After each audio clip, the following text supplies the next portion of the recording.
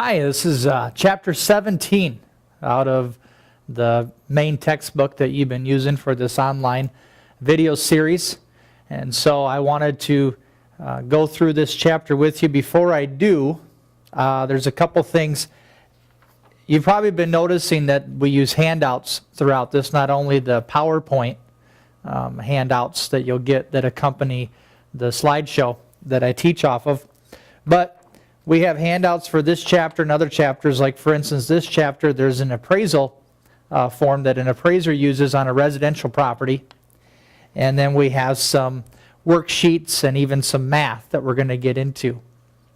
So when you started the online course with ProEd, you should have gotten all of those handouts, whether they're in a 3-ring binder or they are inside the flap of the 3-ring binder, or they're in a supplement book or in your main textbook. So if for some chance you lose a handout or something got overlooked, first off, if that happened, we apologize if we overlooked a handout.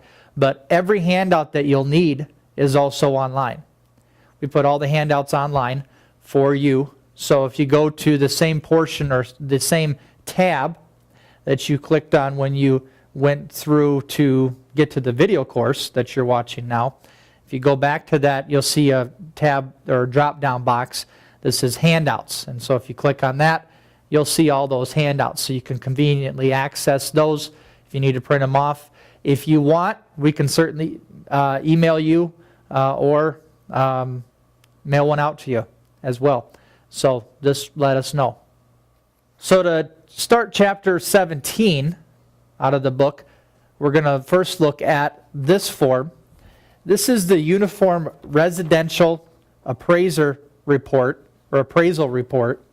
And I mentioned earlier, this is what an appraiser will use when they are doing a residential appraisal. Now, this is an older report, and so today they may not use a form exactly like this. In some areas, you may find them using the same form, and others they may have a different form, but this is going to at least help us get through the class. So this isn't Appraisal 101. This is Real Estate 101. We're learning how to become real estate agents. And so we're going to use this, though, as a guide, because some of the things that we see on here are going to help us understand a little better what we're going to go through today in chapter 17. So as you look at this, there's not really a definite page number at the top. If you look at the very bottom, though, you'll see page 2 of 2. That's the page I'm showing you now. And so what I want to start off with is the first page, or page 1. And so it says Uniform Residential Appraisal Report at the top. And then on the side, on the left-hand side, you'll see this darkened box all the way down. And at the top, in white, inside that box, you'll see subject. Below that, neighborhood, PUD, site, description of improvements, and then comments. So that's the slide that I'm going to begin with today. So at the top, you'll see the subject. An appraiser will fill this out, just giving the description of the property that they are doing the appraisal on. And we call that the subject property. Now, it's a term you're going to need to remember, especially for later today, for your exams, and then when you get out there and start selling. More importantly, when you get out there and start listing houses, because when you do a CMA on a house, the house that you are potentially going to list, or the subject house that you're doing the CMA, is called just that, the subject. And then you have comps. Those are the comparables that you use to either take away or add to the value of the comp, so you can come up with a price that is what we consider market price. Or I should say market value. That's the value that it's worth on the market. Or we could say that's how much a ready, willing, and able buyer would pay in this current market condition. So that's going to be what's contained in the subject. You'll see the next one down is the neighborhood. Again, they're going to fill out information more pertinent to that subject property, what's in the surrounding area. the PUD, if this is in a planned unit development, which we really haven't talked much about yet. And it might be something that you could see on an exam. So let's just pause and look at what a planned unit development is. So a planned unit development is really, we could just call it a neighborhood or an area that has just more than houses. That's very, very basic definition. So when we take a little bit deeper look at what a PUD is, or planned unit development, we have an example of that here in Sioux Falls. There's a few of them. One of them that I'm going to visit or talk to you about is called Pine Lake Hills. It's out on the east side of Sioux Falls, between Sioux Falls and Brandon. So if you were to pull into Pine Lake Hills, you'd notice first off that it's private roads instead of a city-maintained road with curb and gutter. You're going to notice that the lot sizes are a little bit larger than your average city lot. And then the other thing that's really going to make it more of that planned unit development is the fact that they have a pond/lake there or inside the neighborhood that's accessible by everybody. Plus, they have other amenities, like they have a pool, tennis court, volleyball court, things like that, other amenities that are open to the residents of this Pine Lake Hills. And so that's an example of a planned unit development. It's not just a regular subdivision where you're just going to have houses in a residential neighborhood. They have extra amenities. So as we keep moving down, you'll see site, again, more description about the subject property, the description of the improvements, and then comments. And so really this first page is just giving us a rundown of this house that we're doing the appraisal on. If we flip the page, you'll see at the very top on the left side again in this darkened line going all the way down the page, you'll see cost approach. And cost approach is one of the three approaches that an appraiser uses in doing their appraisal. And so the cost approach, we'll see here in a little bit, we'll define it more, but really it's going to look at the replacement or reproduction cost for this structure. And so it's one of the approaches that the appraiser is going to use in helping them to determine the value of this property. And then below that, you'll see the sales comparison approach or sales comparison analysis. So that's two different names that mean the same thing. So you have the sales comparison approach, sales comparison analysis. You could also see it called the market data approach, or even the market data analysis. Those are going to be all used interchangeably. But when we look at this or dissect that sales comparison approach, you'll see the first column has the subject, and that, again, we're going to fill in information about the subject property. And then we have comparable 1, comparable 2, and comparable 3 as you go across that page in that sales comparison analysis portion.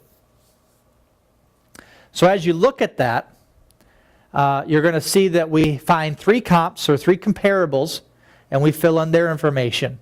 And then as we look at how to do a CMA or our CMA worksheet here later, it's going to make a little bit more sense how we use those. But those comparables are houses that the appraiser found within the city that are the closest in size, age, or in other words, year built, bedrooms and baths. So if our subject has 3 bedrooms and 2 baths, chances are these have 3 bedrooms, 2 baths. Architectural style. If I have a split foyer, I'm going to try and find other split foyers within the neighborhood. Even the proximity. I want to find houses that are the closest to my subject house as possible. If you can imagine, in Sioux Falls or in other towns, there's neighborhoods where houses cost more than others. It's just how cities are constructed. So you might have a house that's 2,000 square feet in one neighborhood, and if you were to take that house and let's say in that one neighborhood it's worth $180,000, And if I was to extract that 2,000 square feet house and put it into another neighborhood, instead of worth 180, it might be worth 200,000, or it might be worth 160,000.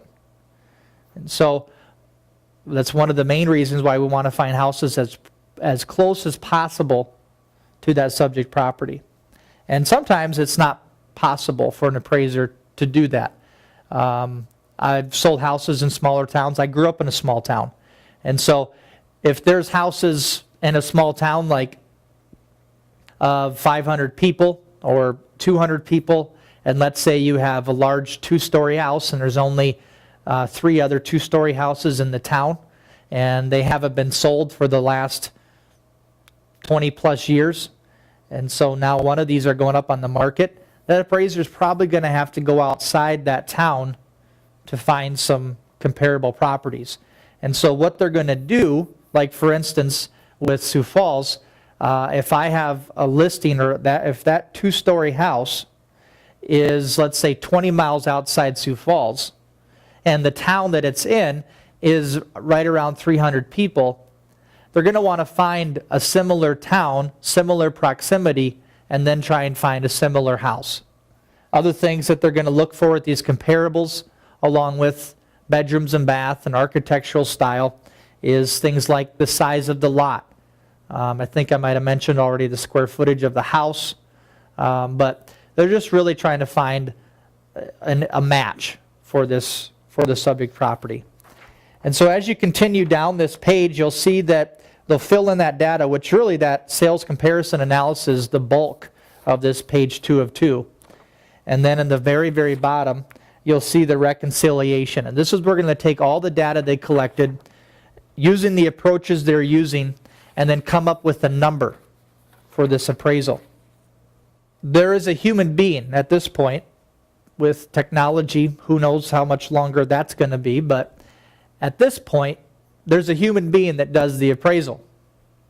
And so if we look in our handouts, in our 3-ring binder on the slideshow portion, you'll see the definition, or if you're following along with your book, you'll see as we look at chapter 17, there's a definition for an appraiser, or an appraisal, I should say. And an appraisal is an opinion of worth of a parcel of property. And that's what it really comes down to with an appraiser or an appraisal, especially for exam purposes. It's an opinion of value or an opinion of worth. So because it's a human, it's nothing factual. That's partly why we're going to consider it an opinion. When us as real estate agents go out and do a market analysis, that's an opinion. We can get the market analysis as accurate as we can, right down to within $100, and it's still an opinion. It's still flesh and blood, a flawed person on the other side of that. So it's an opinion, and that's one thing I want to stress. Now when we continue to look at the job of the appraiser on this first slide, or in your book, one thing I really want to point out, because when we get into this business of real estate, there tends to be some adversity with us, or agents and appraisers. There tends to sometimes be a little bit of a divide between the two. And I don't know what appraisers think of real estate agents. I honestly don't, because I'm not an appraiser. I've sold real estate, so I know what real estate agents, sometimes, not all of them, feel about appraisers. So let me just kind of clear the air before we get too far into this. Because I actually have some very close or personal friends that are in the appraisal business, and so it's difficult for me to share some of the same feelings that other agents have about appraisers.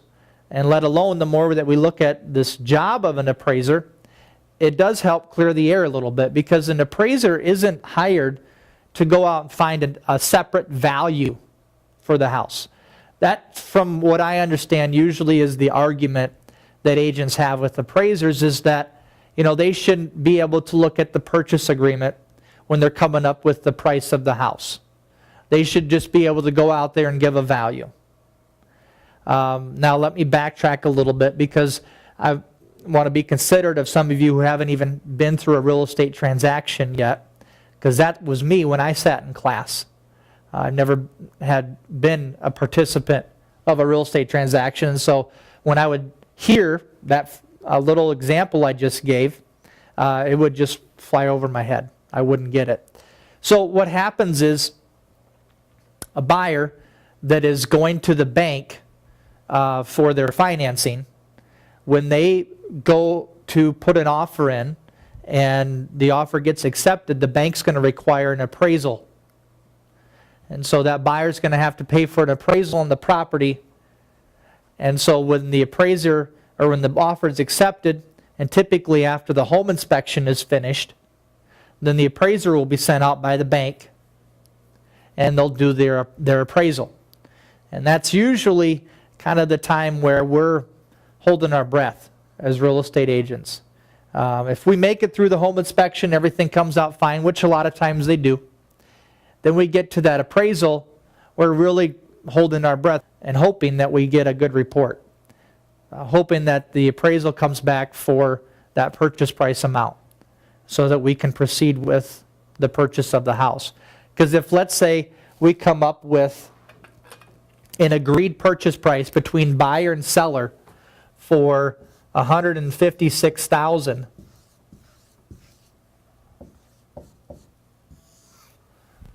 we need that appraisal to come back for at least this or more. If it comes back, if the appraisal report comes back at $154,700, this is the most amount that the bank is going to finance. And so buyer and seller are going to have to go back to the drawing table. They're going to have to figure out how they're going to handle this difference of $1,000 or so. So that's why we do kind of hold our breath as agents, hoping that this appraisal comes back. And a lot of times it does. But long story short, going back to my original direction that I want to take this with defining the role of an appraiser, is that the buyer technically does pay for the appraisal, but it is mandated by the bank that we have one.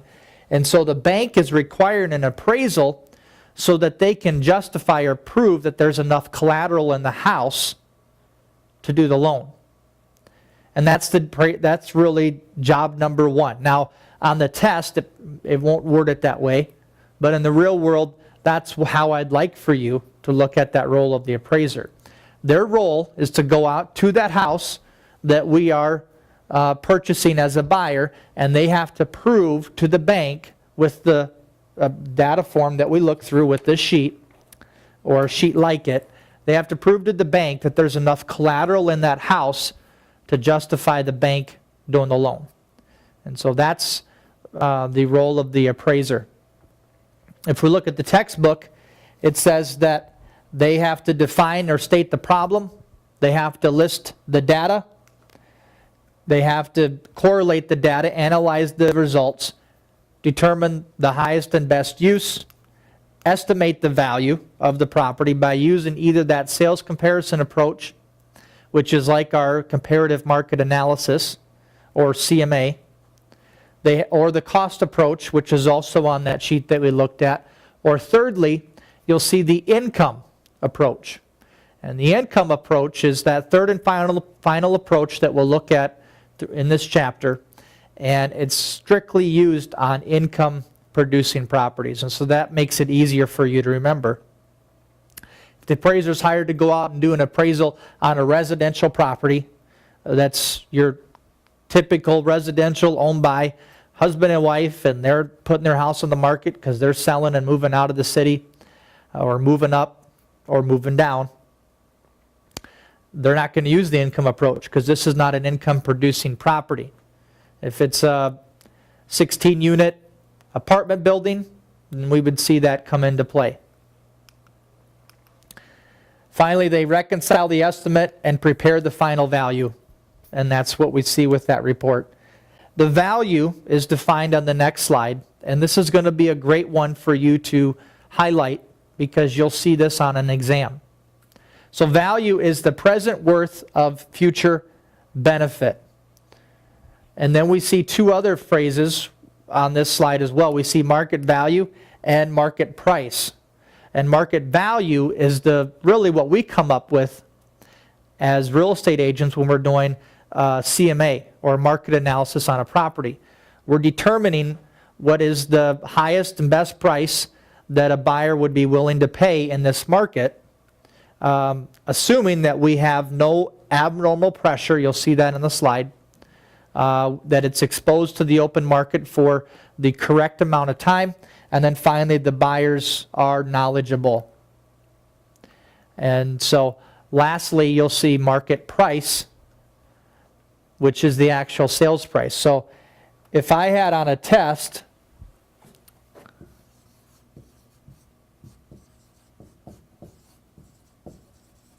market value versus market price, or I found these in an answer in the multiple choice portion, the only difference is that last word of each one, value, price. And when you get out there, you're going to find that a lot of agents use these words interchangeably. And like I mentioned before, they're not going to lose their license, or the real estate police isn't going to fine them or suspend them. So we see those two terms, market value, market price. Like I said, realtors are going to use these terms interchangeably. But for your test, I want to make sure you understand the difference. Market value is what we're coming up as for a value for the house, what a ready, willing, and able buyer will pay. Market price, finally, is what the house actually sells for. That's the sold price. Tax assessment, you'll see on the next slide. This establishes what's called an ad valorem tax. And they may use ad valorem interchangeably with tax assessment, or they could use it with your property taxes, call it an ad valorem tax. But really what this is stating is that all the properties are going to be charged the same rate, or we could say mill rate. And by having the same mill rate, that means everybody is fairly charged based on that mill rate. So if you have a house that is worth $250,000 or a house worth $50,000, the mill rate is the same. And that's what you're going to multiply your assessed value of the house, which will then compute or give you or spit out the property taxes, what you're going to pay on an annual basis. So let's look at this on a little bit more of a mathematical process on the slide. We did talk about this mill rate in our first, or part 1 of the video series, so you can go back. I'm not sure if it's in chapter, I want to say it's chapter 2.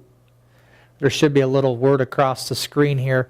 When I edit the video, I'll put that on there so you'll know which chapter to go back and reference. But when I look at this mill rate, and it does have some math like I mentioned, like I've said in other videos, you're only going to have 10% math.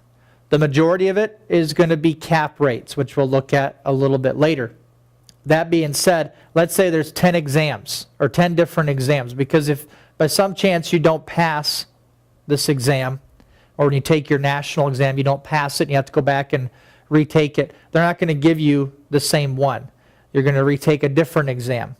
And let's say they have 10 different exams made up that they just put on this recycling wheel that everybody just takes at different times. So the 10 different exams, 10% of each exam has math. Majority of it is still going to be cap rates. But I would say out of those 10 exams, you might have one exam that might have one question that deals with this. So it's really not a very big issue. But when we look at it, you're going to be able to do it mathematically because they'll give you the numbers. They have to tell you whether it's the percentage that it's being taxed at or what the assessed value is. Either way, they'll give you that number. And they have to give you the appraised value. if they're going to give you that percentage taxed. Long story short, they're going to give you the numbers because it all has to be simple math. They're not going to make it complicated where you have to know, like when we look back in chapter 16 at these tax brackets. Remember we looked at that at the beginning of that chapter where people were taxed at different tax brackets. Some were at 28%, some were at 25%. They'll give you those numbers, okay? And so you just have to know this formula. So when we look at the screen, we'll see that we have a $27,000 appraised value and a 30% taxed, which gives us an $81,000 assessed value. And you'll see off to the side it says property can be taxed based on its assessed value or a percent of the full appraised price. And so they'll either, like I said, give you the appraised value, which you'll just take that times the mill levy, and then you'll get your property taxes. Or they'll tell you what the appraised value is and then give you a percent of that appraised value that it's being taxed at. When you multiply that, like you've seen on the slide, then you're going to get your assessed value, which again, you'll take times the mill levy, and then you'll have your answer for your taxes. So in this scenario, we have $5,670 that they're going to pay out in their annual taxes. So, one thing I want to encourage you in is when you see this number, 5,670, that's an annual number. The question that you may find on an exam will ask you for the monthly. So make sure you divide by 12 and don't skip that last and final step. So if you were to read in your book, you'll see all these different steps in how value is defined. It starts on page 335, and then it continues on into page 336. There's 11 total.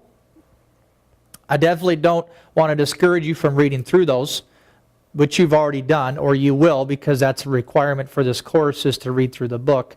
So when you go through these 11 steps to defining value, or different processes that are used, we look at number 7, which is eminent domain.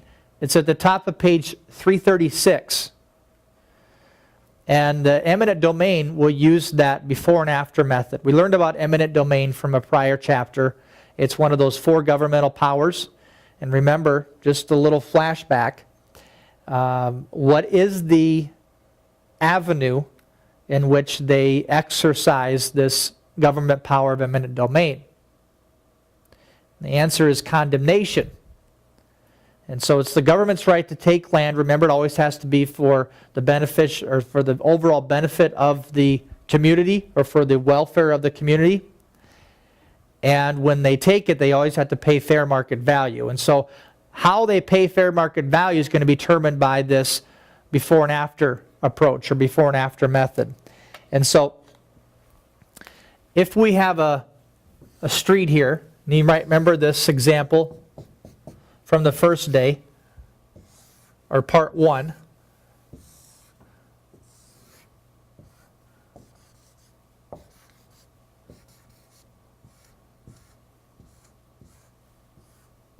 So this is our road here, and these backyards of those 3 houses butt up to that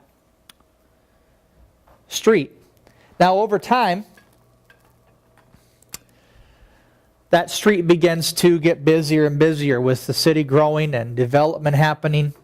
The city now begins to, or this street now begins to bottleneck. Around 8 a.m. in the morning or before, people are going to work, and 5 and after, and people are coming home. And we begin to have a bottleneck. And so what happens is they decide, well, we're going to have to cut into these backyards and put in another lane. And so they look at all these properties before, so I'm going to use my red to look at the before values. And so let's say this property is worth $175,000. This one is worth, you can see it's quite a bit smaller. So let's say this one is worth $150,000. And this one is worth $170,000. So those are my values before. Now the city comes in and again absorbs their a portion or uses that power of eminent domain, condemns the backyards, and adds that new lane. So, it's going to affect the price, of course, with these homes, right? Now we have less backyard. Is it going to affect it by much? Not a whole lot. To a certain degree. Traffic's going to increase. So we look at this, if we could hop on a time machine and go back, we'd see that 10 years ago, this street wasn't that busy. And these houses really, the traffic didn't matter as much in buying or selling houses here. But now over time, as traffic's picked up, now we've added another lane, traffic's gotten a lot busier. And so there's more noise, it's more dangerous for kids to be out on that road. Not like it was safe before to be out playing in the middle of a street, but at any rate, it's going to dramatically affect their values. It's not, the city didn't affect or touch their houses as far as the structure goes. It really just took a chunk of their backyard, but all in all, it's going to affect the values. And so let's say this one is now worth $155. This one is worth $30. Well, just for simple math, we'll say it's worth $135, and this one is worth $160. Okay? And so what the city will come and do then is pay them the difference. The difference between the before, which is the 175, and the after, which is 155 now, is $20,000. Here, it's what? $150,000, and now it's only worth $35,000. So it's a $15,000 difference. Here we have $170,000, $160,000, so it's a $10,000 difference. So that's what those owners will receive from the city in that scenario. Is that how it actually happens in the real world? I'm not sure. I know from a textbook standpoint and test purpose, this is how I want you to look at it. So that's the before and after method. If you continue reading at the bottom of page 336, we begin talking about the forces that affect value. These modify, create, or destroy value. And so we have the government, it's listed there at the bottom, then we're going to break them down in the next few slides. The governmental, economic, physical, or environmental, sociological forces. So the first one we have is governmental. And this one, through federal policies, can affect the values of property or the cost of properties. We also see policies that affect inflation and interest rates. On a local level, we see property taxes and laws and regulations. So that's government. There's areas around this city where they're smaller towns, but their taxes are higher, or their mill rate's higher, because they've been adding schools, they've been building new parks or football fields or swimming pools, and so now the city's going to have to catch up. So that affects value, because if I move into an area of town that I have to pay 50% more in my taxes, it's not as desirable for me. I can find just as the same size house somewhere else and pay less in taxes. And so that thought process will eventually, if a majority holds that, will begin to drive down prices in those areas. We have economic and financial factors is our second one. And so regional and local economic conditions definitely have an impact. It mentions inflation and recession, but another thing is you're going to have towns that are growing.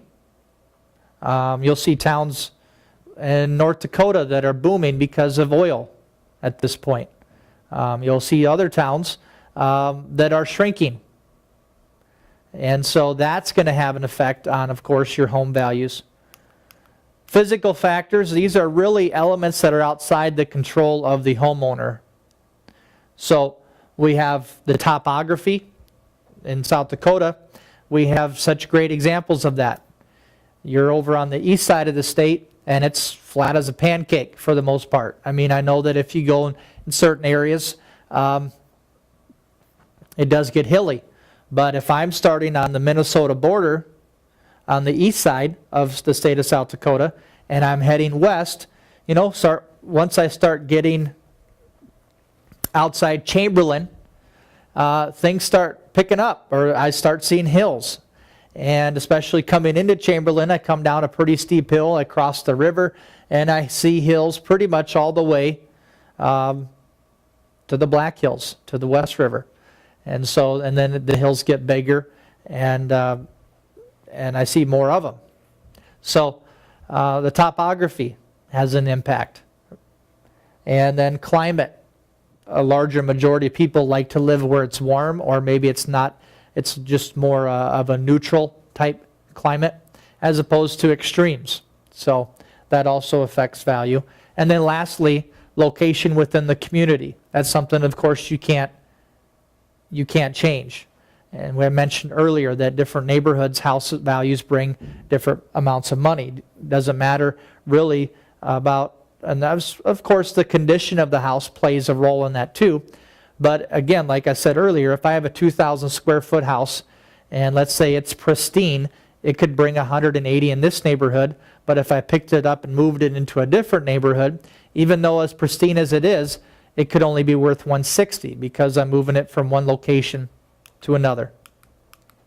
And then finally, my sociological factors, which is on page 338. We looked at these a little earlier, or when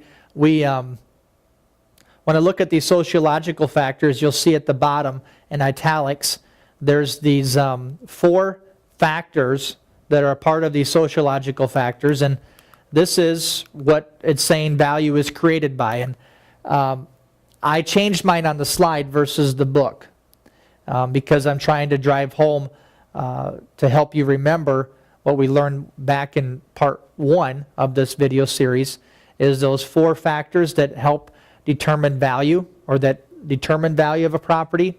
And that's, they spell out the acronym DUST, D-U-S-T. So I have desire, utility, scarcity, and then transferability, which is also called situs, if you remember that. And it's just a fancy word of saying location. So sociological factors, we have population trends, cultural amenities, and the attitudes of the people within the community. 3 types of depreciation. These next 2 slides are pretty important to highlight. I'd say they're some of the most important for chapter 17, especially when I'm talking about the likelihood of you seeing this coming up on an exam. So I have physical deterioration, I have functional obsolescence, and economic obsolescence. So let's break this down. Physical deterioration is not as bad as it really sounds. Physical deterioration is just paint that flakes, carpet that gets worn out, a roof that needs to be replaced. That's an example of physical deterioration. Normal wear and tear on a structure. Functional obsolescence, you'll see this manifest in 2 ways on your exam. And you will see this on the exam, I guarantee it. It may not be a question, but you'll see it as one of the answers. And like I said before, if you don't know these words and definitions, and you see it as one of the answers, there's a chance you might just pick it because you're assuming that's what it is, because you don't know what the definition is. But functional obsolescence is going to be played out, again, in 2 different ways. We have either poor architecture or a poor floor plan. So an example of that is a really, really, really tiny kitchen and then just a massive formal dining room. I would say when we look at the buyer pools, in different locations of the U.S., there are certain types of architecture that's more desirable to some buyers than other buyers. Like here in the Midwest, we like houses for the most part where I have the master bedroom on the same level as the kids' bedroom. So if I go into a traditional two-story here, I'm going to go upstairs. I'll have the master bedroom with the master bath, and then I'll have 2, 3, or 4 bedrooms on that level. Or the traditional ranch. I'll go in, I'll have the master bedroom with the master bath, and then I'll have the other 2 bedrooms on that level. I have seen some homes where they have 2 smaller bedrooms, or clearly kid-sized bedrooms upstairs, then the master bedroom on the main level, and then 2 more bedrooms in the basement. And those houses tend to sit a little bit longer, unless it's a custom-built house, because just of the pool of buyers in this area. For somebody like myself, I have young kids. I'm not going to want to have my kids up on a second level, especially my 2-year-old, and me down on the main level. If I was at a different time in my life, if I had teenage kids, which I do as well, but if all my kids were teenagers or close to being of that age of 18 and moving out of the house, that would be appealing. Just some examples, and no offense if I described the house you live in.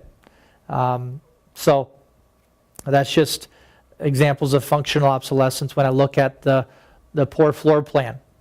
The other side of it is something that's outdated. You walk into a house that's built in 1982, and they just haven't changed a thing since 1982. It's a time capsule. They still have the powder blue walls and wallpaper and the same mauve carpet that they had since 1982 when they put the house, when they built the house.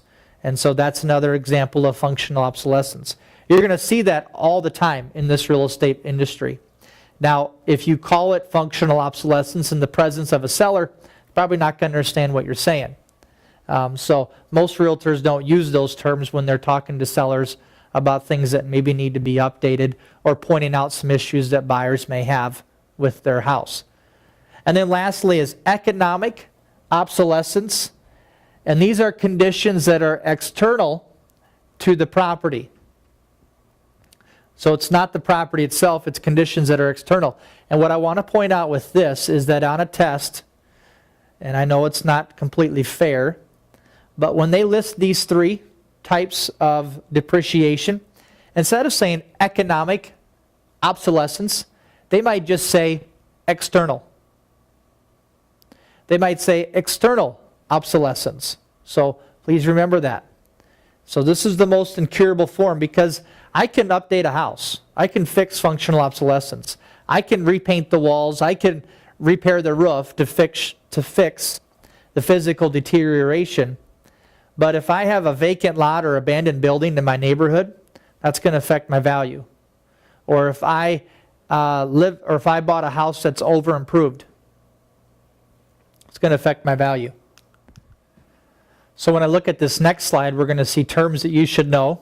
We're going to see things like assemblage and plottage and regression and progression. So regression is where the values are lowered because you're buying an over-improved house or the best house on the block. Or you have the best house on the block. So you only can make your house so big if you want to try and recapture the profit in the neighborhood that you live in. On the other end of that is progression. And progression is where value is increased because you're buying the worst house. Now, if you think like an investor and you're going to buy a house, that's kind of what you're looking for. You're looking for the house that may need the most amount of work in that neighborhood that's for sale, so that you can buy it, put some money into it, and now have a nice little pot of equity sitting in that house. So assemblage, I'm going to use the board for this one. Assemblage and plottage, they go hand in hand just like regression and progression. But with assemblage, we are combining 2 or more parcels. And so in this example, I have 3 lots. And this one is vacant. There's not a house on it. And so this owner purchases this lot. And let's say they buy it for $35,000, this vacant lot. Okay? So now they own that lot. So they've taken two lots, theirs and this new one they purchased, and they have combined them. So now they just have one large rectangular lot. That's going to be assemblage. And then we see at the bottom, we see plottage. That's the increase in value. So let's say before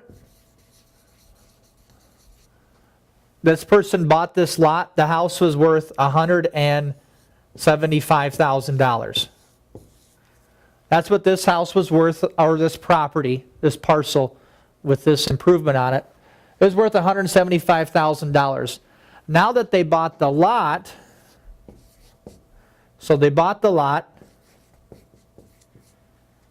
it's going to be worth, let's say, $190,000. And you may be wondering, well, if it's worth $175,000, they paid $35,000, isn't it worth over $200,000 now?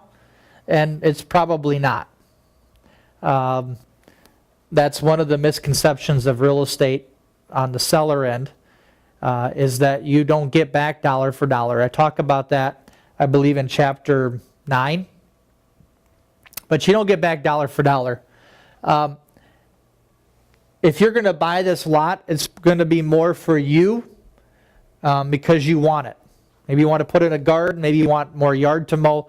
Whatever the reason is, it's for you. You wouldn't be buying that as an investment unless you were going to build on it someday or whatever. But if you're going to buy it and then immediately turn around and sell your house, including this new lot you've bought, as one large parcel and think you're going to make some money on it, chances are you're wrong. Another reason why it's not going to be a dollar for dollar in your profit is because you have a bigger yard.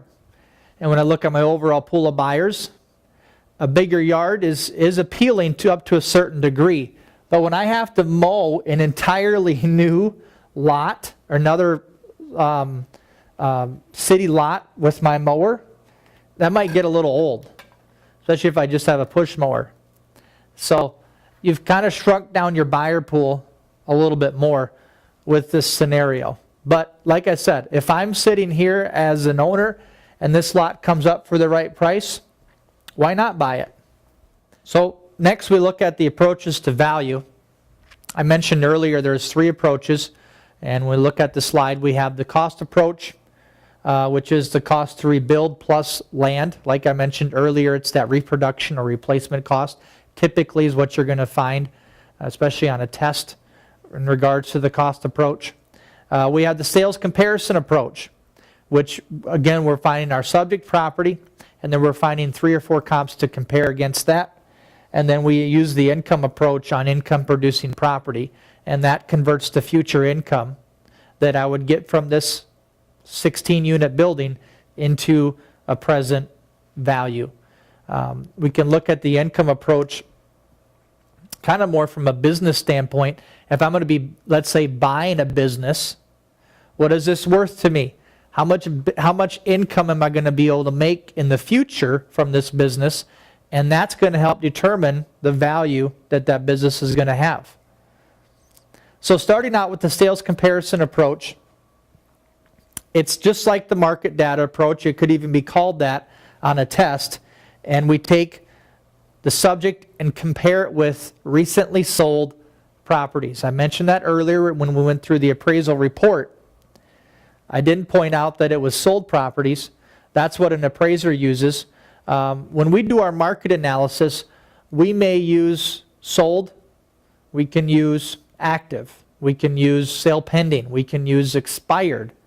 I would definitely consult your broker, but what I do with mine is I use 4 comps. I use 4 comps when I do mine. And so I have 2 sold and 2 active. And so the reason why I want to use the sold is because I want to find out proof or evidence what a buyer is going to pay, because that's a sold house. That'll show me exactly what a buyer is going to pay. Whereas active, that's going to be my competition. That's going to be my seller's current competition that's out there.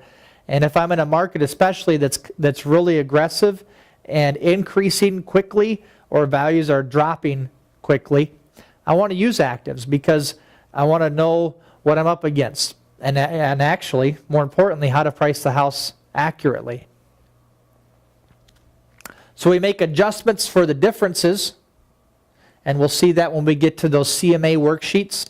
There should be 2 of them that you'll have in your handouts.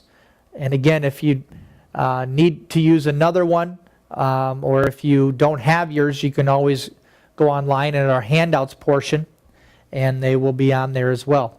But you'll see how that all works when we get to that portion of today.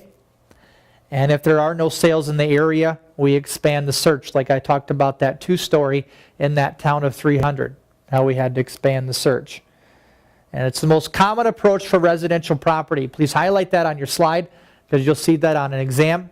When I look at the sales comparison approach, there's several items that I'm going to look at as far as my comparables go when I'm trying to locate them to match them with my subject.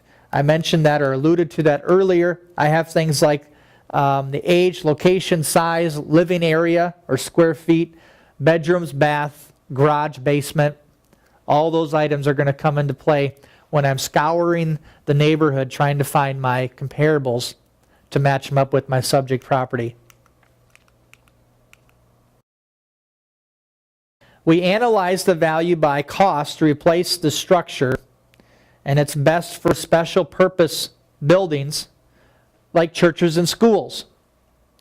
So here we have, there's quite a few churches in this area, and we have one very unique church, the cathedral, which is downtown. Very, very beautiful building. But if, let's say, the cathedral was going to be up for sale, and you're going to be the one that markets it, how are you going to use the sales comparison approach to come up with a price? In other words, how are you going to find comparables or churches like that so you can come up with a value? Or think of a school in your town.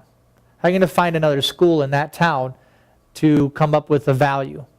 So when we see these special purpose buildings, the best approach is the cost approach. And you'll see that on an exam. So when I see the sales comparison analysis, my most common use for that is residential. When I see the cost approach, my most common use for that is special purpose buildings. And like it says on the slide, it's always going to yield the highest value out of the 3 approaches. So that's another thing to highlight. And then lastly, when I look at income producing properties, those are always going to go along the trail of income producing properties. So like my 16-unit apartment building. Underneath the cost approach, there's different methods that an appraiser will use in coming up with value. One of them is a square foot method, and this turns into a math problem, but it's going to be one of the easier math problems if you do see it on a test, because really what they're going to give you is $dollars per square foot. They're going to discover, or you may have to figure out what a building is worth when I look at dollars per square foot, and then I will find I'll have my similar property or my subject property, and I'll come up with my answer. So if I look at my slide, I see that it costs $90,000 to build a house that's 1,500 square feet. If I divide that 1,500 into that $90,000, I come up with a total price of $60 per square foot. So now any other structure that I'm going to use this square foot method in, I just take it times the $60 per square foot, of course, after I figure out how much square foot that structure has, and then I'll get my answer for my exam. Square foot method doesn't really work out in the residential real estate unless you're looking at new construction. Builders, a lot of times if you work with builders, they're going to use a square foot method when they're figuring out the value of the property or the spec house that they're building. I have seen unknowledgeable buyers come into houses and tell you as an agent that your house is way overpriced because you're at $19.5 a square foot and the house down the street is only $17 a square foot.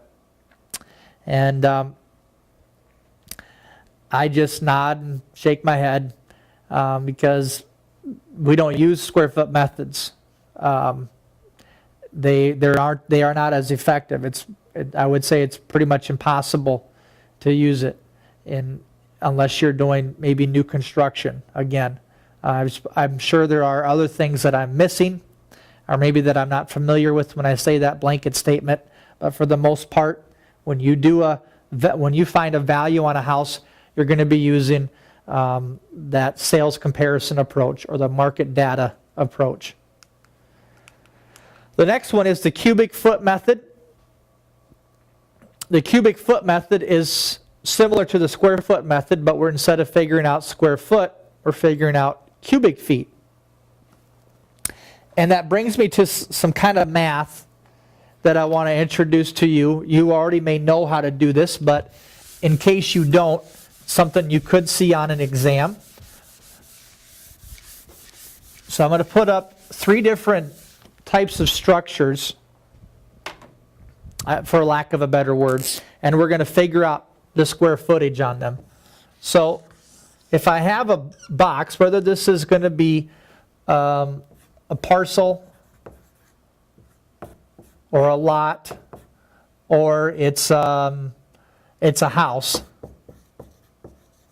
if I want to figure out the square footage and I have it at 100 feet by 75 feet, I just take the 100 times the 75 feet, and that gives me the total square feet, right? This cubic foot method that we're looking at, if I have a building here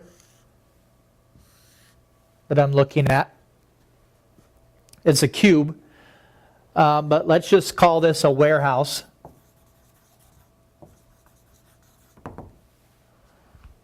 And it is 75 feet high, 100 feet wide, and then it's a pretty good size one, 300 feet deep. If I want to figure out the cubic feet in this, and the reason why I'd want to figure out cubic feet in a warehouse is because who is going to use a warehouse? Not McDonald's. Not a retail store, not Starbucks.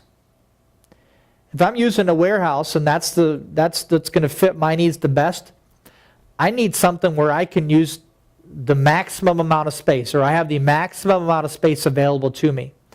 If you're sitting in a classroom with me here at ProEd, really everything below the height of the doorway is all I need. I need up to here for at this portion of the room for my dry erase board, but the rest of the ceiling is, that area is not being used.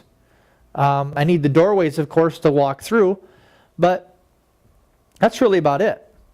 Now, if I'm in a warehouse and let's say I'm storing seed corn or some kind of product that's on pallets, I'm going to try and maximize that space. And so I'm going to want to know what the cubic feet is in that building. And to do that here, I'm going to take the 75 times 100 times the 33 or 300, sorry, and that's going to give me my total cubic feet. And then lastly, you might have to figure out the square feet of a triangle. Okay? So, let's say this is 50 feet by 75 feet. How do I figure this out? And I know some of you sitting there shaking your head because this is elementary. And some of us, it isn't. We knew how to do it back in 5th grade, but we haven't done it. And so if you don't use it, you lose it. But you may see it on a test. So for this one, I'm going to take the 50 times the 75. And then when I get my answer, I'm simply going to divide by 2 because it's in half. So I'm going to use this approach over here, but I'm going to divide it by 2 when I get my answer. And so that's how I would figure out those math problems when they come up on a test. If you have any questions, again, please never hesitate to let us know. If you Google math problems, you'll get some sample worksheets as well, if you ever want some more practice. And then when you look in the main textbook, there's a portion of it that just has math. So you could find some math problems in there that are similar to that. And then on the final day of class, you'll get the A&P book, which is full of test questions and math questions as well. And so that's just a great resource for study, especially when it comes to math, if this is one of your weaker areas. Quantity survey method is the next one on the slide. And this is a very detailed breakdown of the structure. And literally, you're counting nail by nail. So for this building, I would count how many sheets of sheetrock, how many studs, how many screws, how many ceiling tiles. All of that would be in that quantity method. Replacement cost and reproduction cost. The words themselves are similar, and even the definitions are, but there is distinct differences, and please make sure you take some time to memorize these. The replacement cost is where we're going to replace the structure using a similar design and using current costs and materials. The reproduction cost is the cost of reproducing an exact duplicate. Okay? So one is using similar design, costs, and supplies, or using current costs and supplies. One is creating an exact duplicate, and that's reproduction. And so next we'll move into our income approach. This is the final approach. This will close out chapter 17 and actually bring us into some math. Okay? I guess it won't close out chapter 17 because there is some other things on the appraiser, but it's going to start introducing some math to us. Some of this stuff we might kind of breeze through as far as the teaching the chapter, but we're going to explain it more when we get into the math portion. Okay? And again, with the math, how much of it is math on your real estate exam? 10%. And the majority of it is going to be on cap rates. So when I talk about my PGI and EGI and NOI here in a minute, this is a small portion. Okay?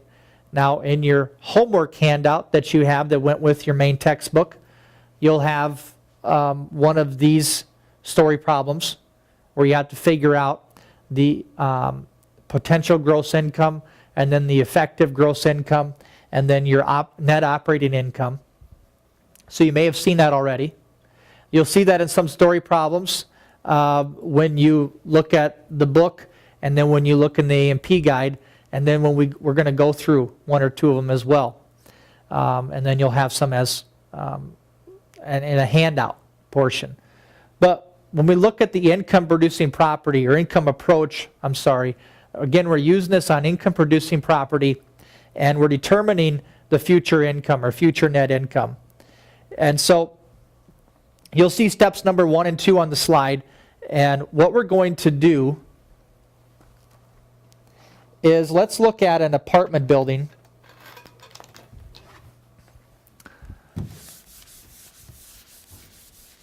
Let's say I have my 16-unit building.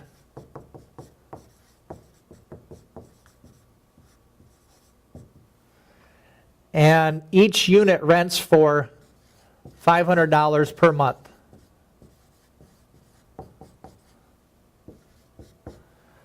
I have a vacancy rate of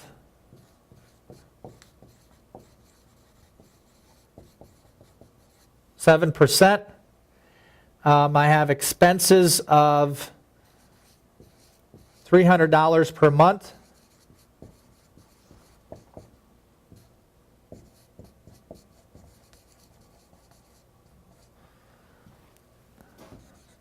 And so the question could be, what is my net operating income? So what's my net operating income? If I was just to ask you that on the street, or you just took a second to think about that, what would that look to you? Maybe you saw the story problem. Maybe you looked at a building with an agent, or you're an agent showing a building, and the question comes up, what's the net operating income? I guess in my mind, when I think of net income, I'm thinking of once all the bills are paid, all the expenses are taken care of, what's left over in my pocket? What's left over in my bank account? What am I going to get when it's all said and done, when the dust settles? And that's very similar thought process to figuring this out. So if I look at step 1 on this slide, it says estimate the potential gross income, or PGI. And so my PGI is my potential gross income. And to figure that out, I'm going to use this. And so I have $500 per month that I'm making on 16 units. And if I take that times 12 months, I'm going to get my PGI, my potential gross income. So, would I take the 500 units times, or 500 units, $500 times 16 units, I get $8,000, and this is going to be per month. If I take that times 12 months, I'm going to have a PGI of $96,000, my potential gross income. It says then I need to figure out my effective gross income, which is my PGI, my potential gross income minus my vacancy loss, or my vacancy rate. Okay? Now, there's two different methods to figuring this out. And I'm going to explain that to you once I go through this first method. Then I'll show you how some people do it using method 2. So this is how I do it. This is how we teach it. This is how I feel you're going to get the best, most accurate NOI. So what I do next is I subtract out the vacancy rate. So I'm going to subtract the 7%, which is my vacancy rate. So I take 96,000 minus 7% equals 89,280. And this says that that's my effective gross income. This is my EGI right here, is 89,280. Now, I minus, number 2, I minus out my operating expenses, which here, they're $300 per month. Well, if I take that times 12, 3,600, I want to make these annual numbers, and you'll see why here in just a little bit. So 3,600, so I subtract the $3,600, or 3,600, from my 89,280, and I get 85,680, and this is my NOI. That's my net operating income. Now, I got my net operating income. You want to see something, or how I can use this?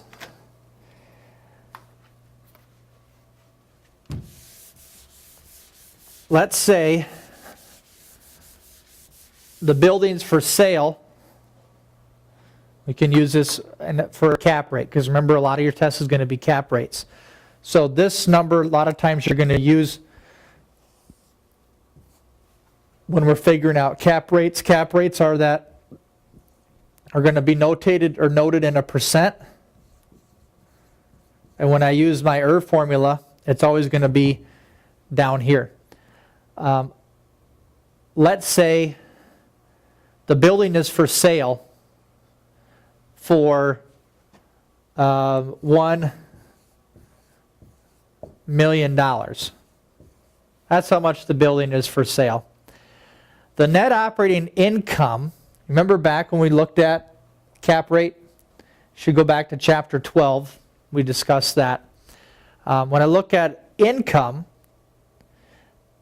it fits into the ERV formula. If you remember, I have I, rate, and then value. ERV, I-R-V, ERV. So I got my value, which is $1 million, and now I have my income actually, net operating income. One thing, remember always that I up on top is an annual number. We know this is an annual number because when we're doing the math, we're making everything or converting everything into an annual number. For example, right here, we took it times 12 months. So that's my net operating income, $85,680 goes up on top. So if I want to, the question asks, what's the cap rate? I simply take this number, divide by $1 million, and I'll get my cap rate. So when I take the 85,680 and divide it by 1 million, you'll get an answer that'll say 0.0857. If I move that 2 places to the right, I get 8.57, oops, not a dollar, %. So this is my rate, 8.57%. If you ever get stuck on that, it's like, well, did I move it 2 places to the right? Is it already in a percent? Is it 0.08%? What is it? Just work it a different way. Put the number in the equation, then take 1 million times the 8.57%. You should get the 85,680. Now, this calculator, this is the one that we use here at ProEd. When I turn it on, I always hit Shift 4, because then it will put 4 zeros to the right of the decimal. And by doing that, I got 0.0857. On a calculator that doesn't do that, chances are what it did for you is it gave you 0.09. 5 is to the right of the 8, and that will just cause you to raise the 8 up, or bring the 8 up to a 9.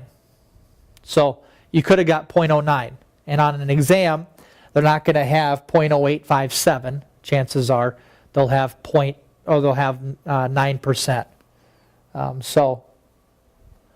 But it's just a good tool to remember if you can, to get those decimals in there. But not crucial, again, when it comes time to passing your exam. You might see the exam question say 0.0 or 8.57%, but it won't have on your A, B, C, and D, you won't have mixed in there with it 9%. So you have to choose between 9% and 8.57%. They'll have something like 8.57%, 10%, 6%, and 15%. So the clear choice is going to be this answer. So capitalizing, if I would have continued to read slide number, or the next slide in numbers 3 and 4, which isn't a bad idea for you to, you'll basically come up with how I got to the point I got to with this story problem. Before I move on, though, I want to backtrack, because I told you I was going to show you my way, the one method of coming up with this NOI, or the net operating income. There's a second method. When you look at the A&P book, and you start doing some math questions out of there, when you get that the last day of class, they're going to use this second method, and so your answers are going to be a little bit different. So what they do is they first off figure out the potential gross income, which we did, so we agree there. But the next thing they do is they add all the extra income.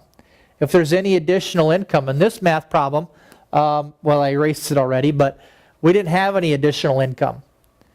And so let's say this facility, this 16-unit building, had a laundromat. And so we made like $5,000 a year from that laundromat. They would add the $5,000 to that potential gross income, then they would subtract the vacancy rate, and then everything else would be the same. So I do it where I figure out my potential gross income, and then I subtract my vacancy rate. And then I can add to my EGI that $5,000 additional income, subtract out the $3,600 for my expenses, and proceed from there. The reason I do that is I feel that the vacancy rate deals with my PGI, because PGI is my total units times the rent times 12. And so vacancy rate really doesn't affect additional income. It should only affect your potential rent that comes in. That's the method I use. Now, when you get the A&P book, when we get to the appraisal math portion of it, they actually show you both methods. But if you're going through there and taking their quizzes, they're going to use method 2. They're not going to use this one. They're going to use the other one, like I said, where they add the income on top of the PGI, then they subtract the vacancy rate. So I only can show you my side of it for here, because I think that's really more how the test is going to be set up, and that's how our quizzes are designed. So capitalizing on this next slide, it's converting future income into present value. And so we talked about that earlier. If I'm buying a business, how much is this going to produce? And once I figured that out, I can ascribe a value to it. The capitalization rate is really your rate of return. 8.57%. Every dollar I put in this, I get that much back on it, which gives me this. So that's my capitalization rate. So what should I pay for a property? I take my net income, my net operating income, and I divide it by my desired rate of return. So let's do this a little bit different. Let's pretend that when I figured out this number here, my net operating income, I came up with $57,000, $57,560. That's my net operating income. That's what I came up with. Let's say I know that on this building the cap rate, or let's not say it that way. Let's say I want a 9.5% cap rate, or I want a 9.5% rate of return. So I'm looking at it from a buyer's approach. I need to have a 9.5% rate of return. That's my cap rate.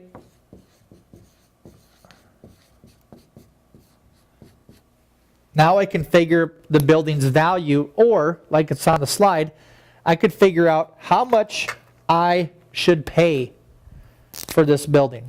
So, in order to do that, using the formula, because I'm going up and down, I divide. So I take the 57,560, divide by 9.5%.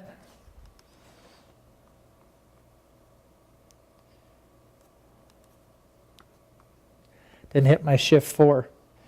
57560 divide 9.5% equals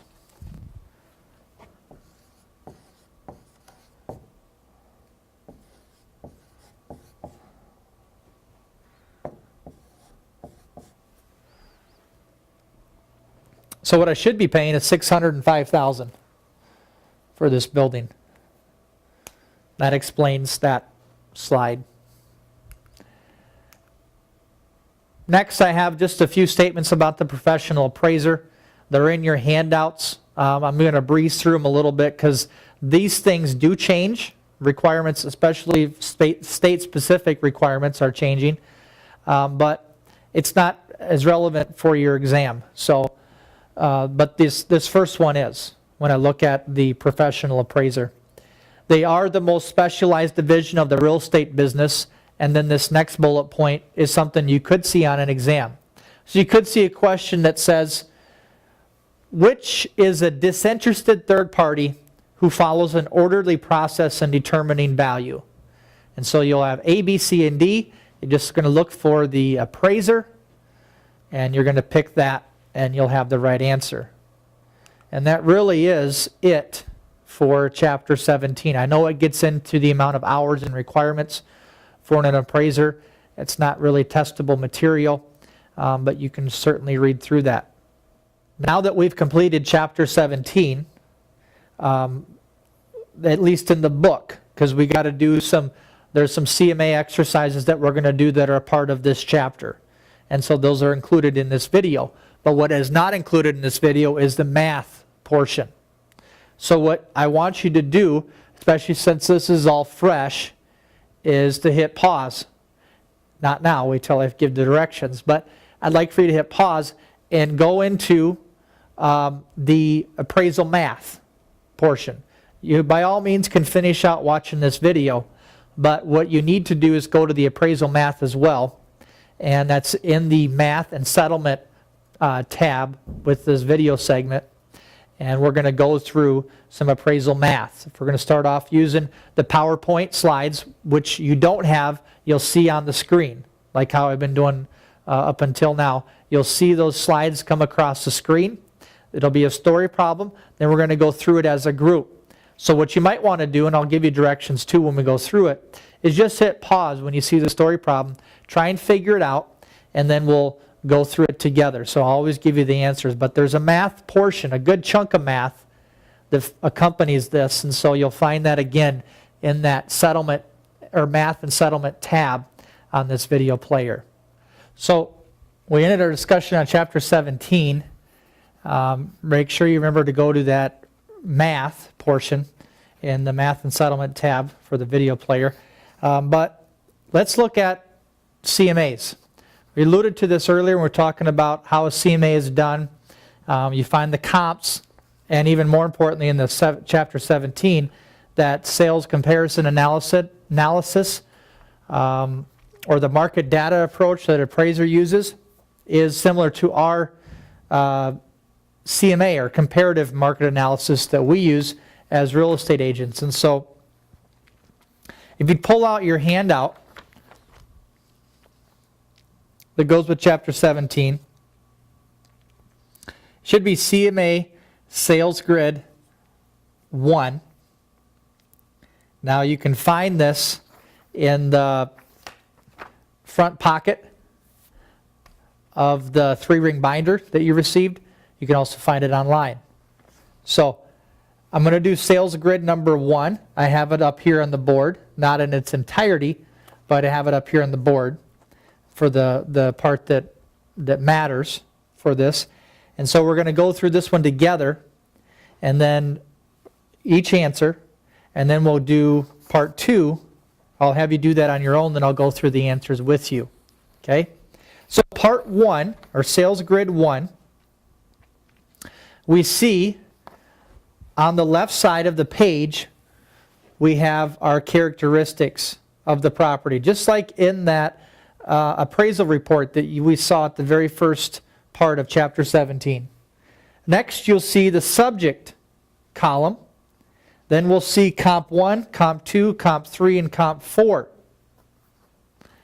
So the purpose of this practice for 1 and 2, for Sales Grid 1, Sales Grid 2, is to come up with an adjusted value, or in other words, add money or take away money from Comp 1, 2, 3, and 4 so that we can determine a sales price. And that's really what we do with the CMA.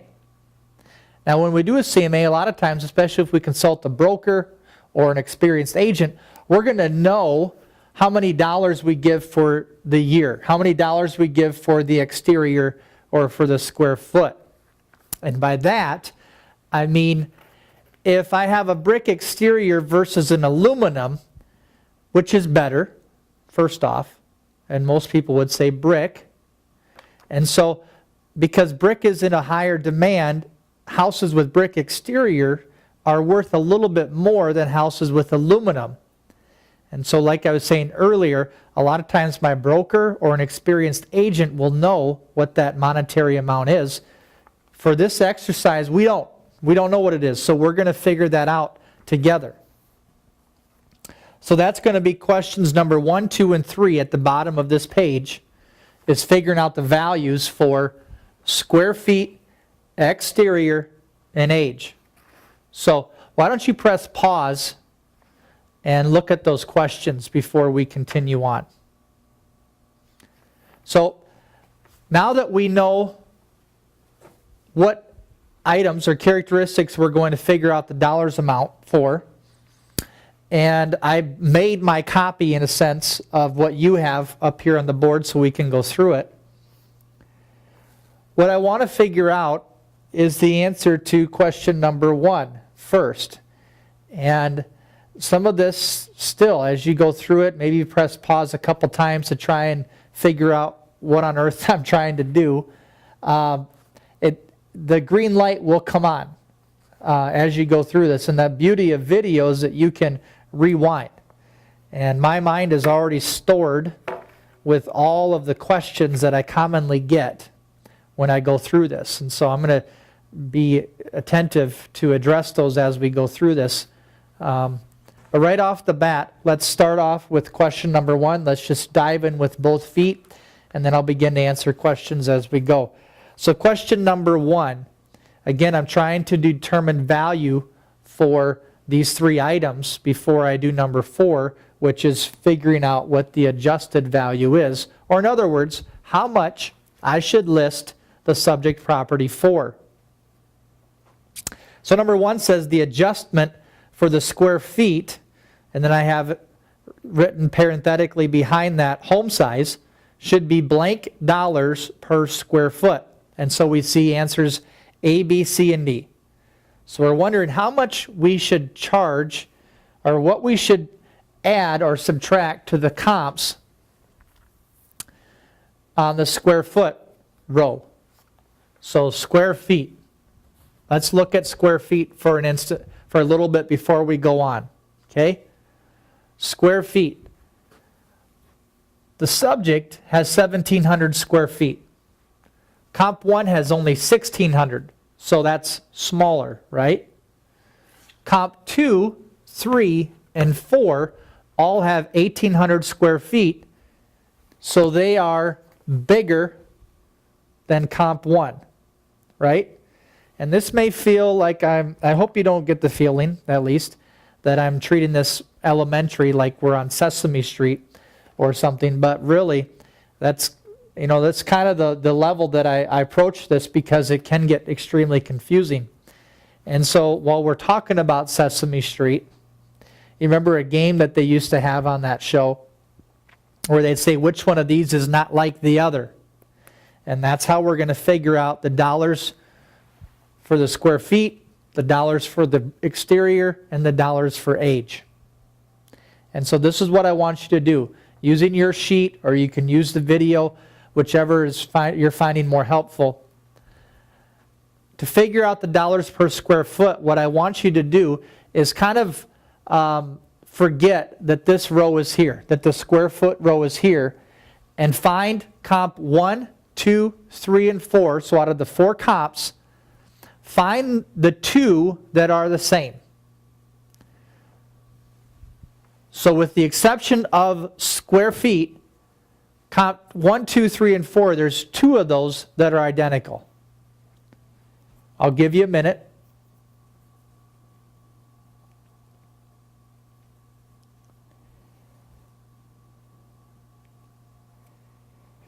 So as you look through comps 1, 2, 3, and 4, you might want to hit pause if you haven't found it yet. Out of comps 1, 2, 3, and 4, comps number 1 and 4 are identical with the exception of square feet.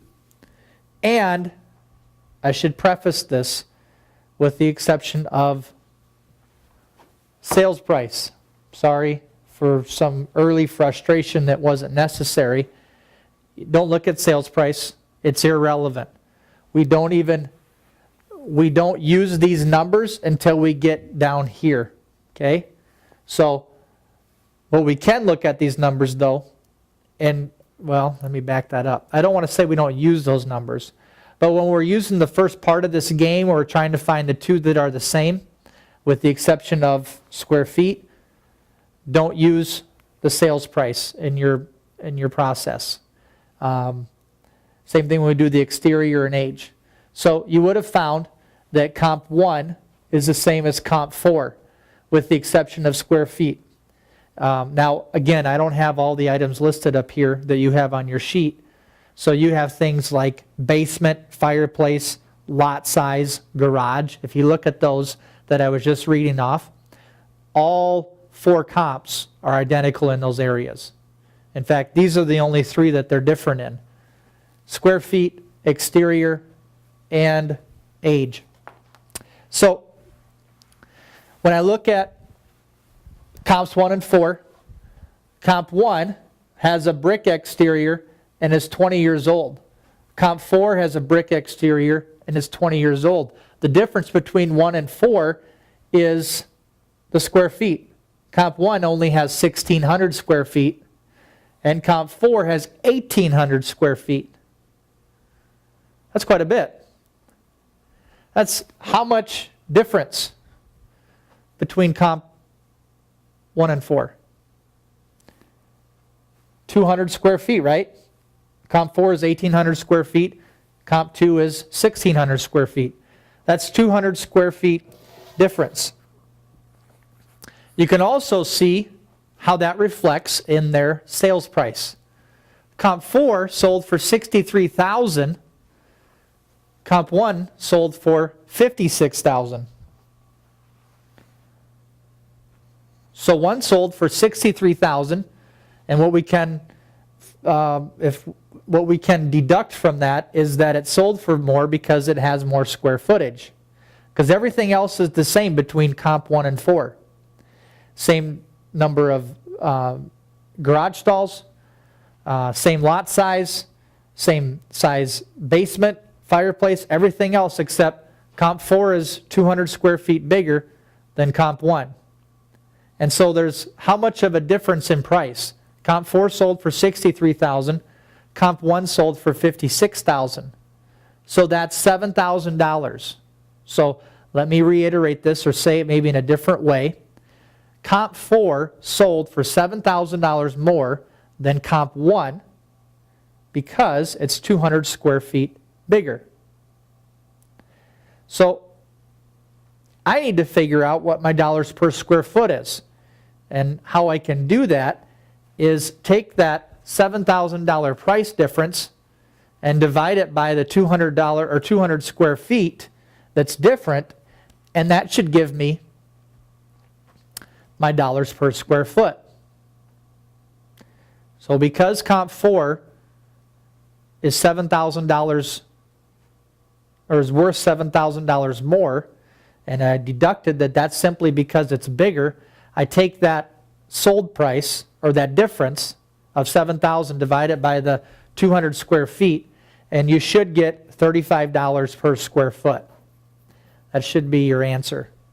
So when you get that to appear on your calculator, if you're doing it by hand, you'll look at your sheet and it will say, you have A, B, C, and D, and you'll select C, $35 per square foot.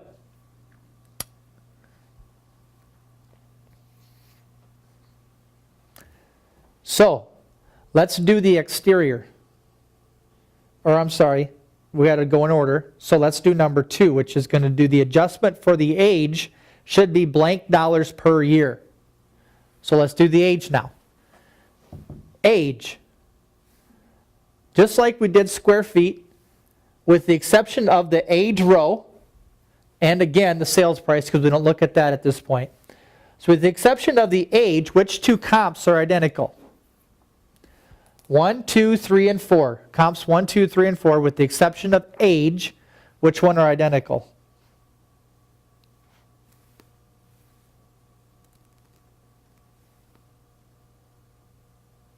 If you haven't found it yet, press pause. So the two that are identical between comps 1, 2, 3, and 4 is comp 2 and comp 3. Comp 2 is 1,800 square feet, as well as comp 3. Both have aluminum siding or exterior. Both have the same number of garage stalls, same lot, same basement, every fireplace, everything else. So looking at this, I see that comp 2 is 20 years old and comp 3 is 18 years old.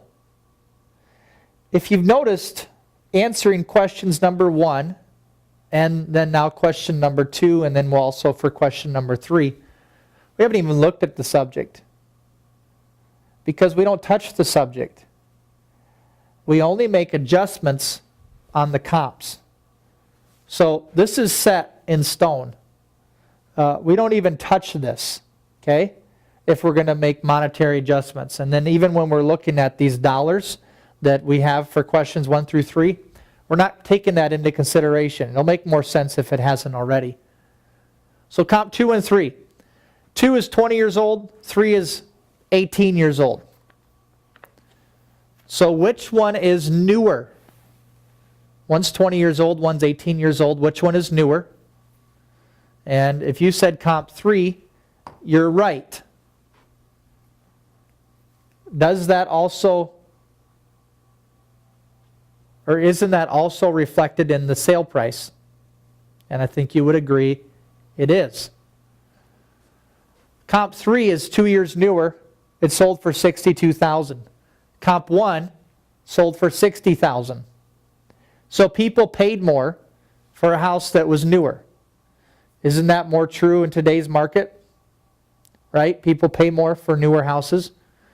So, not all across the board, because if you look at like a 5,000, or not a 5,000, that's a little bit overboard.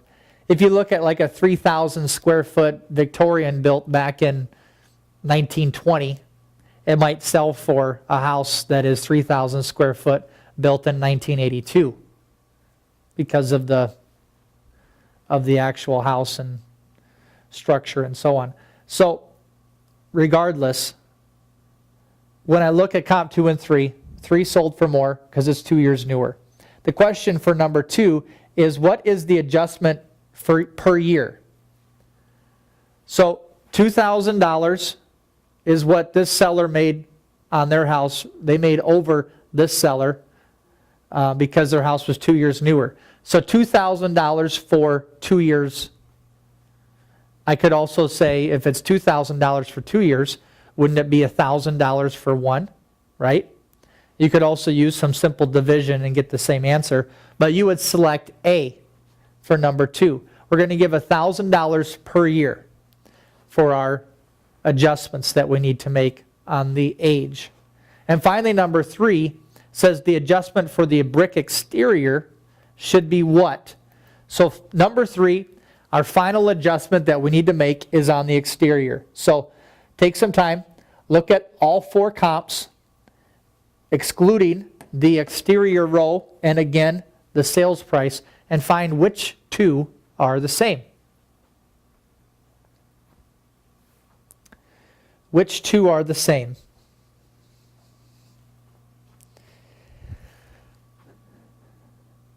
If you haven't found it already, please press pause.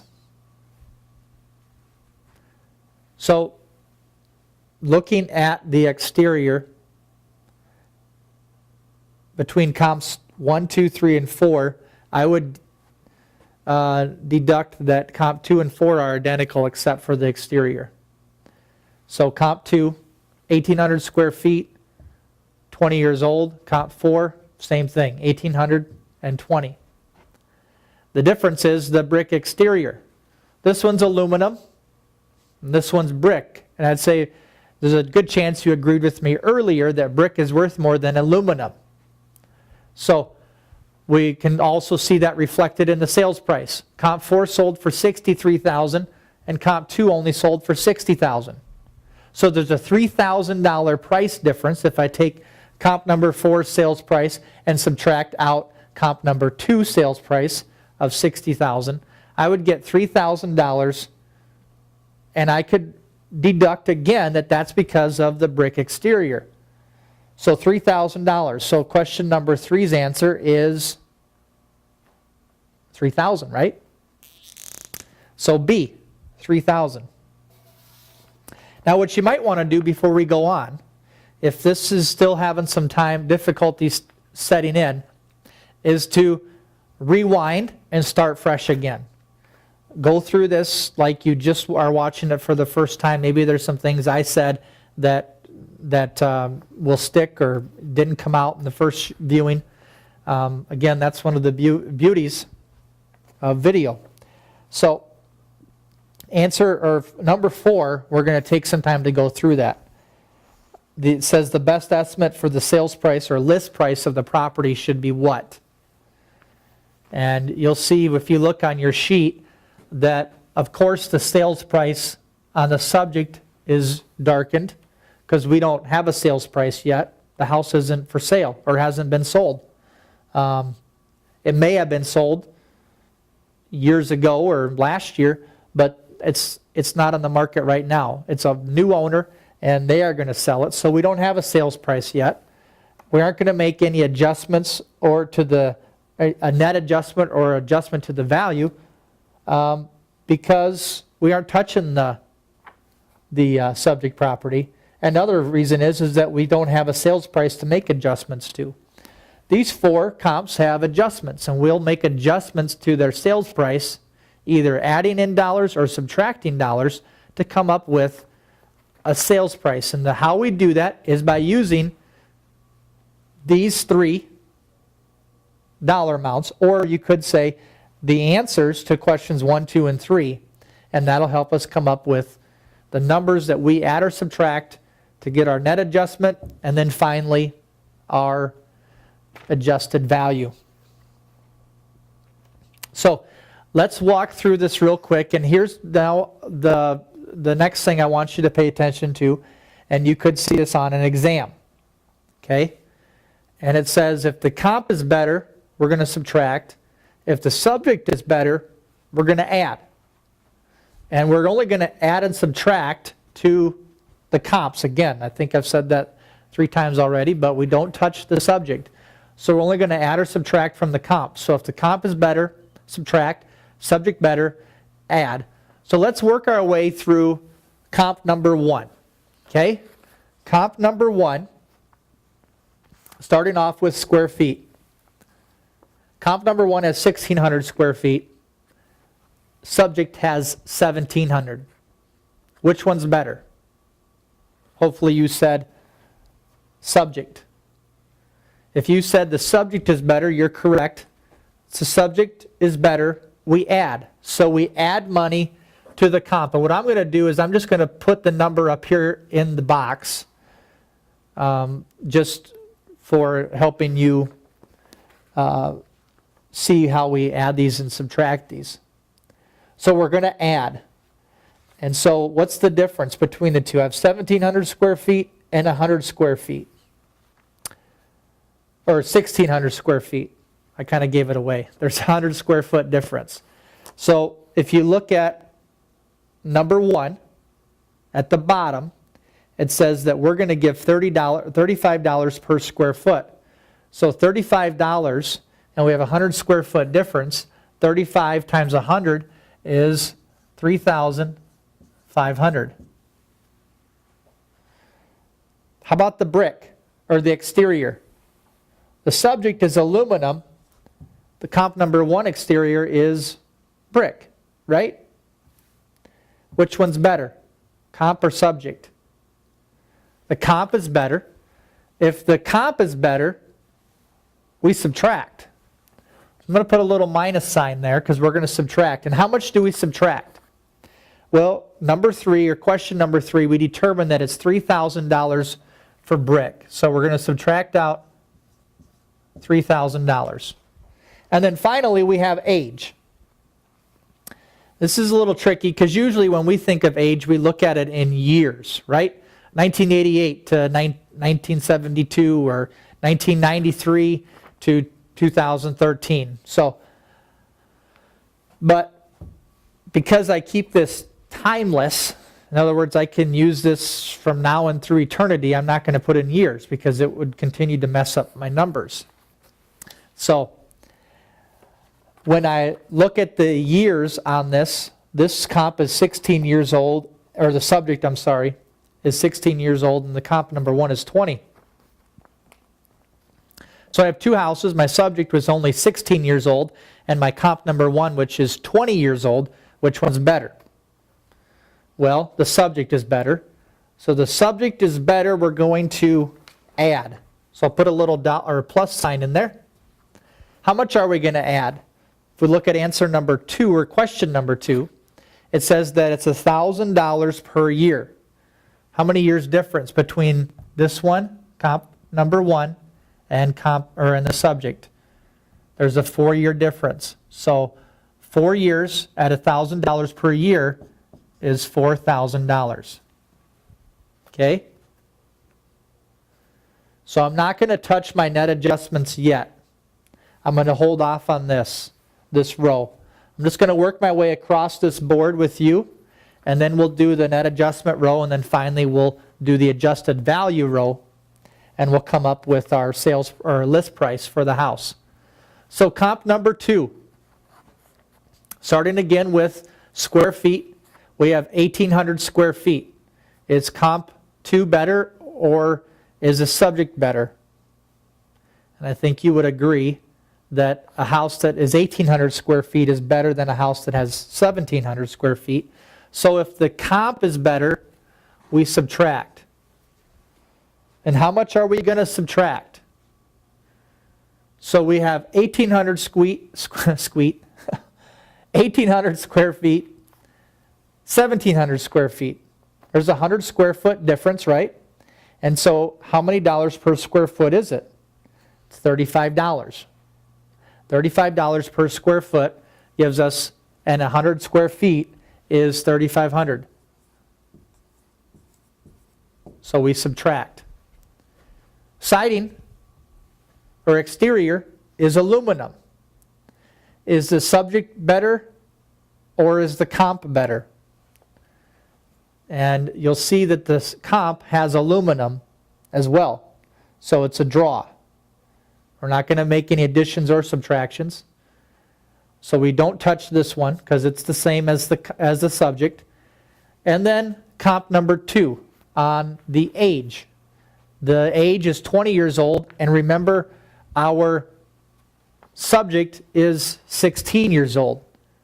So I can go the long route and deduct that I have 4-year difference, and it's $1,000 per year. 4 times the $4,000, or 4 times 1,000 is 4,000, and so I'm going to put that in here. And since the subject is better, I'm going to add. Or what I could have done is just looked at comp number 1, right? I already determined this one is 20, just like this one, 20 years old. So I add $4,000. So let's do that when we get up to comp 3. This is 1,800. This one's 1,800. So I know that if it's 1,800 square feet, I'm going to subtract $3,500. I could also jump over to comp 4 and subtract $3,500 as well. Aluminum siding, comp 3, exterior. Subject property is aluminum siding as well. So I don't touch this row. And this is 18 years old. So it's different, right? Than comp 3 or 2 and 1. So comp 3 is 18 years old. Is it better than the subject, or is the subject better than the comp? So the comp isn't as good as the subject, right? Subject is only 16 years old and the comp is 18. So the subject is better, so we add. And how much do we add? There's a 2-year difference, and it's $1,000 per year. So 2 at $1,000 per year is $2,000. And then finally, jumping over to here, we can actually just, I don't want to say the word cheat, but just take advantage of the fact that we've already filled out the answers on comps 1 through 3 to give us the answers here. But just in case there's still some things that aren't clicking, let's look at this comp number 4, exterior. It's brick, right? The subject exterior is aluminum. Is brick better than aluminum, or is aluminum better than brick? And we've already agreed that brick is better than aluminum.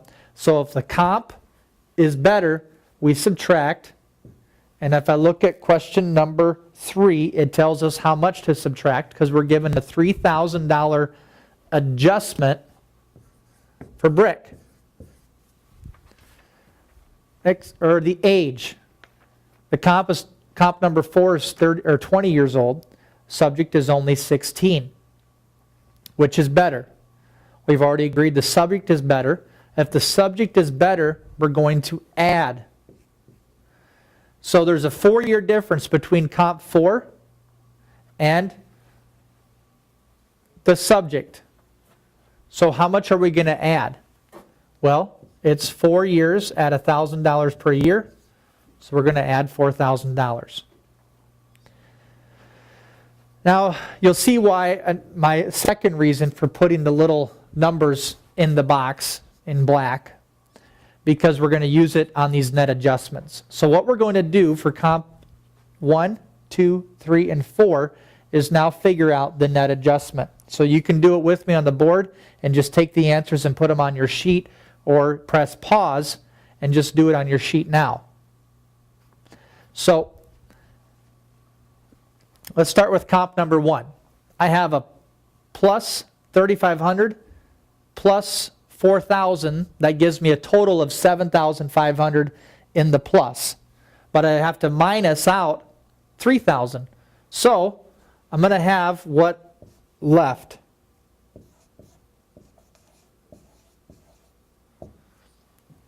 And that's 4,500. 7,500 minus 3,000 is 4,500.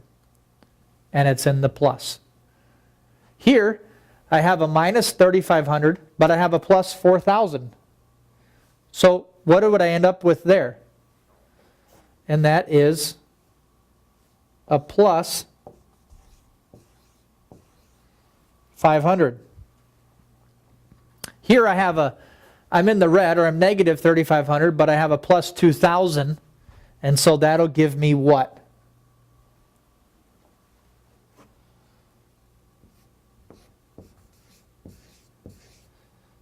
A minus 1,500. And then finally, comp number 4, which you may have noticed already, is clearly superior than all the other comps and even the subject. So if the comp is better, I'm going to be subtracting, and you can see there was a lot of subtracting. I have a negative 3,500, negative 3,000, and then only a plus 4,000 there. So when I combine those numbers, I get a minus 2,500. So here's where the magic is. I thought about taking this show to Vegas, but I have heard from students that it probably is not going to fly. But it is magic when now I take my sales price and combine it with my net adjustment and see the number that appears at the bottom. So what I'm going to do is, starting with comp number 1, I take my sales price of $56,000. That's what it sold for. And I take my net adjustment and I combine them. So I'm going to actually add 4,500. See, I have a plus 4,500. So I'm going to add those two.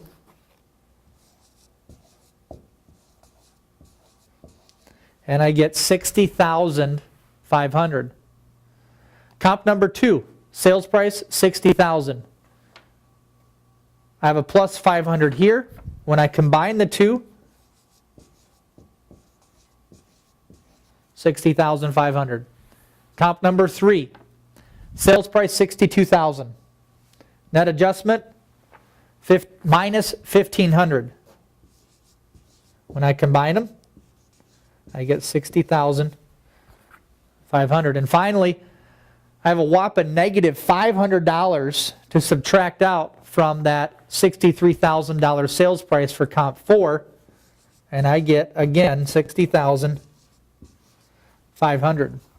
So now to answer question number 4, says what, or the best estimate for list price of the subject property would be, and you would say answer B, $60,500. So that's how we do these comparables or these sales grids. There's 2 steps. First, we have to figure out what our adjustments are going to be, how much we're going to give for a brick exterior versus aluminum, and then figure out our net adjustments based on that. And then we're going to, step number 2, figure up a sales price, or I'm sorry, a list price, what we should list the property at. So now we've completed sales grid number 1.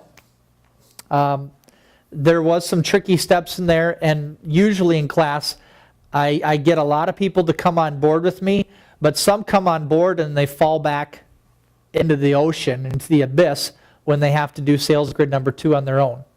And then it's just difficult. They're doggy paddling to try and get back onto the boat, and they just can't seem to do it. So that's the beauty of videos, that you can go back and watch it.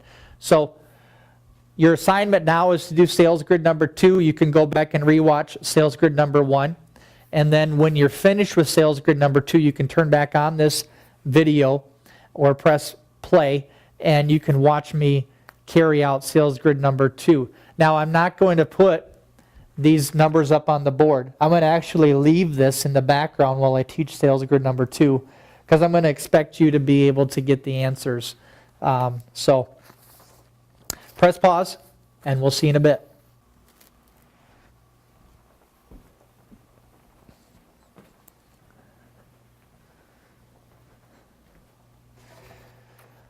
Okay, so now you've completed sales grid number 2, I hope. And I hope that you didn't forget the CBS and SBA, comp better, subtract, subject better, add. It's going to make or break you in completing these grids. And so, again, this is sales grid number 1 I have up in the background. I'm going to verbally go through grid number 2, and then maybe refer to this as well to help you get a grip on understanding the basics of these sales grids. If you did it correctly, at the very bottom where I have the adjusted value, you're going to get something very similar to this come out. In other words, you're going to have all the same numbers at the bottom, which will give you the right answer for number 4. If you didn't, your numbers won't match, most likely. So the answer to number 1 says the adjustment for the garage should be blank dollars. And so remember, when we did these adjustments, we went and found out of the 4 comps, with the exception of the garage, or whatever question they were asking, whether it was the exterior, the age, or the square foot, with the exception of that, which ones are the same? And you would have found that comp number 1 and comp number 4 on sales grid number 2 were the same, with the exception of the garage. So comp number 1 and comp number 4. Comp number 1 has a 1-stall garage and 4 has a 2-stall garage. And one sold for $63,000 and one sold for $56,000. Imagine which one, or guess which one sold for more. Of course, it was the one with the 2-stall. And so you would have come up with a $7,000 difference, and that would be your adjustment for a 1-stall or a stall of a garage. Number 2 is the adjustment for the date of sale should be blank dollars per month. And this one is tricky. This one is not your average question. It's a little tricky, so you had to read into it and finish it all the way out. So if you would have looked at your comps again and said, okay, between comps 1, 2, 3, and 4, aside from looking at the year or the date of sale, which ones are identical? And you would have deduced that 3 and 4. Numbers 3 and 4 are the same, so those would be the comps you would use. And so comp 3 sold 3 months ago, and comp 4 is, when it says current, it means it just sold.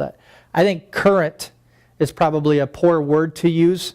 I suppose if you're in the appraisal business, you might understand current, but it just means it just sold recently. So you could look at it like it just sold within the month, or just sold in the last couple weeks. But at any rate, comp number 3 sold 3 months ago. So it's an older comp.